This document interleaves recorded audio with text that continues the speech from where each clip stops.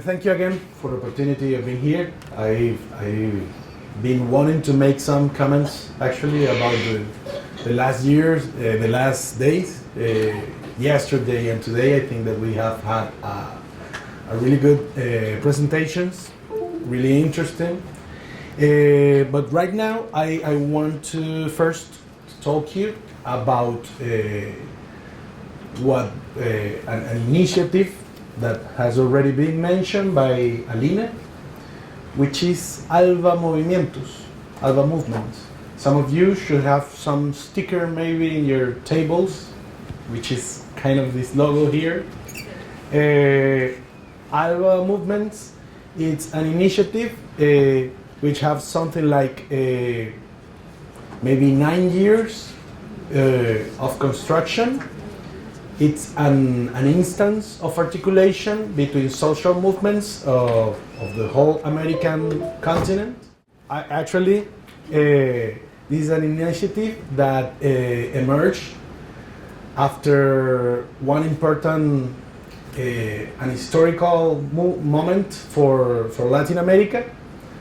You know that during the 90s, the United States, in his agenda for Americas, for the globalization agenda, has the plan of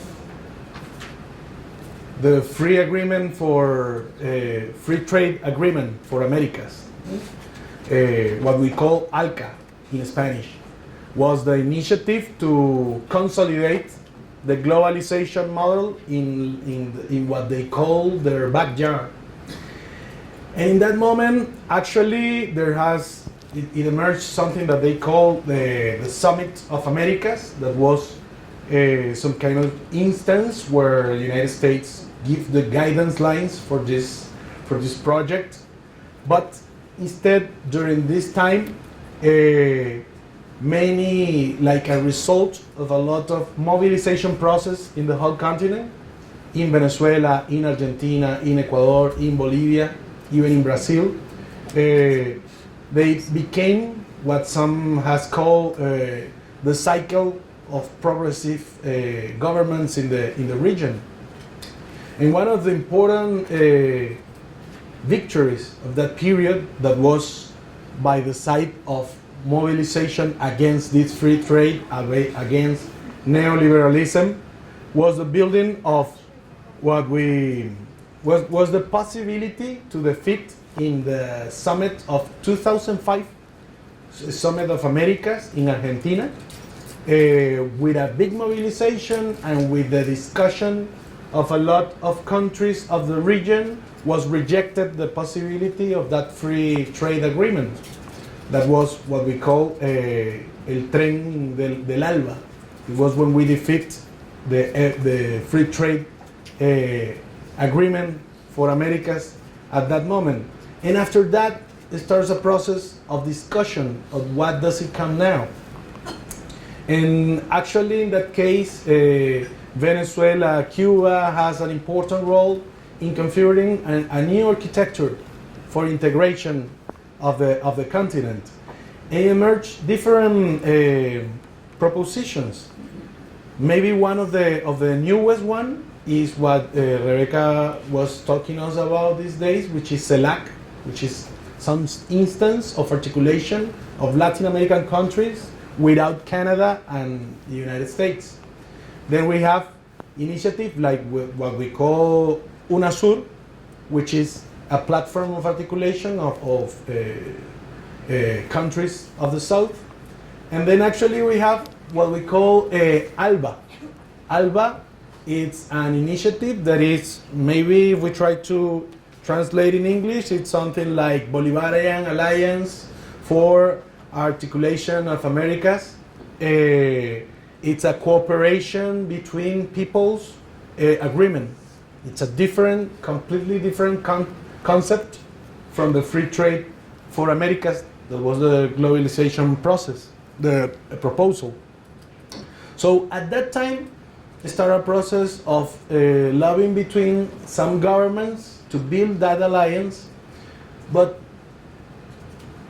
in the side of that starts also a discussion between social movements about how ALBA represents a political project more than an alliance between governments, between states. And also, some of the actual presidents, as Hugo Chavez, starts discussing the necessity to have the presence of the people in those international instances. By the way, he says, in ALBA, between the governments, you should have a council with the same level of the other instance of that articulation where social movements goes in. But also he proposed that there should have an ALBA of the whole countries of the continent, but integrated but social movements. And there's where some of social movements of the continent, as well as MST and another ones, like for example, the movement that I'm part, and more of the social movements in Venezuela, in the Caribbean, in Central America, and South America, start to promote what we now call ALBA movements. What is ALBA movements? The social movements platform towards ALBA, towards Bolivarian Alliance for Our America's People. It's important to call about this concept of America's People, for our America's People, because it's a concept that emerged facing the ideas of Americas as some unintegrated continent, where also United States used to call itself America. And this is our own concept, it's our America. It's from the people. It's a continental integration proposal based in anti-capitalism, anti-imperialism, anti-neoliberalism, and anti-patriarchalism. Promoted by grassroots and mass movements which fights for equality, people's sovereignty, and make the whole continent one motherland. That last thing was some kind of translating intention, but what we're saying is that the whole continent, it's all a big motherland where we all stay. That's part maybe of whole discussions that we have in our spaces, maybe as Pan-African discussion instead. And in this case, we also the first founding assembly for ALBA movements has been in Escuela Florestan Fernández in 2013. And from there, we stand the basis for this platform. And from that, we start a process of discussion of how in every country of America, you can start to make an articulation between social movements, not just to say what we are against, instead what we are for. And I think of that actually in this forum, because actually we have seen what are our common struggles, but we have also to see what we are fighting for, to build. In this case, we have had a discussion during these 6 years about how can we unite our struggles in some common axis. Till now, we have formulated at least 6 of them, which are internationalism and unity as one motherland, how we can to build an internationalism concept that just not depend on states, governments, or official multilateral instances. Decolonization and ideological and cultural battle, which is how we start exactly by discussing and thinking and theorizing, but also practicing to change the way of seeing the world. Mother Earth, defense, and people's sovereignty. And that's something that actually in Latin America has been part of this period of struggles, because the possibility to recognize the Earth, the Mother Earth rights, it's kind of a discussion of many times. I have to say that these access are more like like giving born to something, because actually this is part of discussion between different movements and see what's the position of that movement, what's the position of the other against what we are, and how we can make consensus. The first one is economics based in living well. In this case specifically, which is really related with the issues that we've been talking here, we also take part of the discussions in the Andean original movement from Bolivia, especially, and Ecuador, from Aymaras and Quechuas communities, that has posed the idea of buen vivir or vivir bien, which I try to translate in here like living well, maybe not exactly that, but it's exactly a new way of seeing how do we live, because we talk and we agree with the idea that is the fight for live better, but live in which condition, and what is live better for the capitalist system, for this capitalist civilization.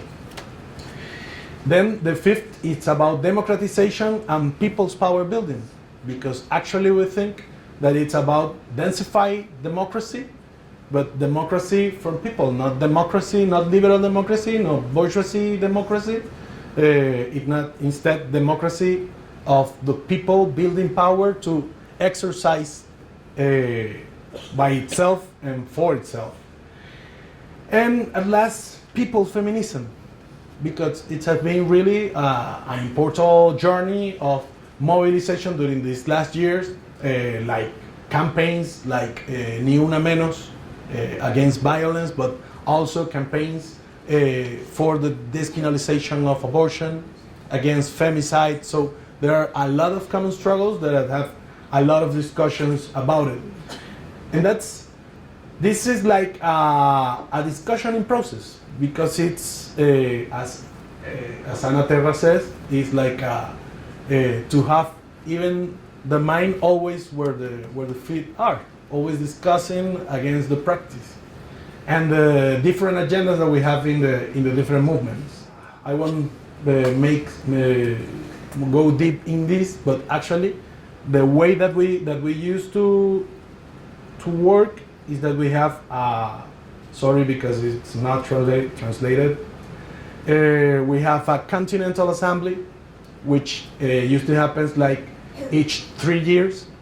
This next year, in 2020, we will have our third Continental Assembly in Panama. And actually in that assembly we will discuss about the political project and the 6 axes that I've been talking to you about. And then we have a continental coordination that actually reunites each year. We have a meeting right now after maybe at the least of July. And then we have another spaces for political coordination and operative secretariat. By the way, I'm part of this team of operative secretariat of this platform. Great. I will tell you more about this. I think that maybe there are a lot of movements that assembles this initiative. I've been thinking more about this in relation with the discussions that we have had during these years. I want to make some final comments about that. I think that actually I've seen a lot of difference in this discussion about the Global South, from the Global South. I've seen also initiatives in here to try to build an academic experience that link with the reality, with the practice, with the struggles, and also some movements that are trying to link to that. But in that, I think I see at least 2 common things, 2 common issues. One is about the context of actually a global war between big elites, and that's part of a struggle about national sovereignty. But what we also see during these years, it's a common and different and diverse way of struggles from the grassroots, which I think that actually are struggles for life in different conditions with different modalities from since different territories, but actually are indeed struggles for life. I think that are struggles of people's alternative to build ways of life against a civilization capital model which is against life. And I think that in that matter we actually have the necessity to have conditions to know more each other, to strengthen relation in the Global South, to actually establish the dialogues between alternatives. For, in our case, we call it communal society because we think that it's the common unity of the commoners.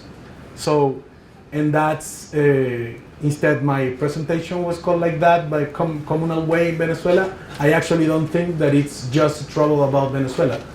In the different discussions yesterday, in the excellent presentations from people here in China, I also have seen the same way. And I think that's something that we have to deep in because we have different processes of exchange, different processes from below that are fighting to produce and reproduce the conditions, the means for life. And that also needs to strengthen the solidarity ways and mechanism between us. I actually want to close this intervention calling exactly for strengthen the solidarity between all the struggles that we've seen here during these years. Of course, I have to talk about Venezuela, which I've talked before, but I want to especially make a recitation of what we actually are living now, which is a struggle for sovereignty, for independence, and we, as I told you 2 days ago, have internal contradictions, but we have the right to resolve those contradictions by democracy in our own country. And I say that just because these 2 days that we've been here, these 3 days, in Venezuela has been discovered a plot to actually kill the president and the president of the Constituent Assembly. And that's part of a whole year of offensive, of imperialist offensive, that as I said before, we can have all the internal contradictions, but that doesn't allow imperialist, capitalist system to try to tell us what to do in order to recompense his imperialist control in our region, in what they think are the backyard. So that's it.